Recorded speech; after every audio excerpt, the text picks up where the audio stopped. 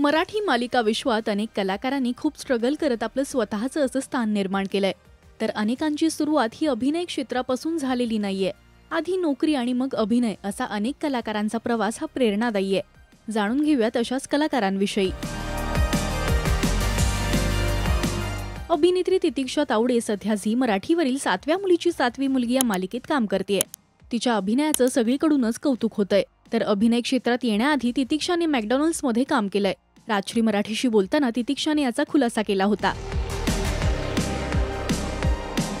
अभिनेता सुबोध भावे याने आजवर अनेक मालिकांमध्ये काम केलंय।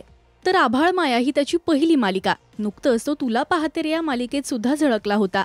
तर नाटकात काम करता करता सुबोधने सेल्समध्ये नोकरी केली आहे। तर या दोन्ही गोष्टी आपल्याला एकत्र जमत नाहीयेत हे कळताच त्याने नोकरी सोडण्याचा निर्णय घेतला।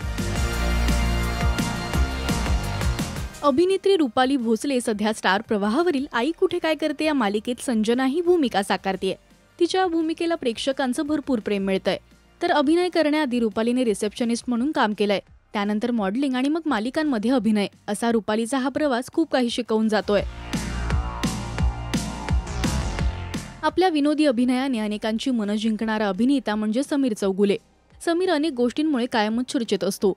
नाटक, मालिका ते सिनेमा असा त्याचा हा प्रवास खूपच छान आहे। तर नाटकात काम करण्यासाठी समीरने किर्लोस्कर ब्रदर्सची 25,000ची नोकरी सोडली होती। बिग बॉस मराठीमधून घराघरात पोचलेला चेहरा म्हणजे अभिनेत्री सोनाली पाटील। त्यानंतर तिने अनेक मालिकांमध्ये काम केलं। तर अभिनय क्षेत्रात येण्याआधी तिने शाळेत शिक्षिका म्हणून काम केलंय। छत्रीवाली, ठिपक्यांची रांगोळी या मालिकांमधून घराघरात पोचलेली अभिनेत्री म्हणजे नम्रता प्रधान।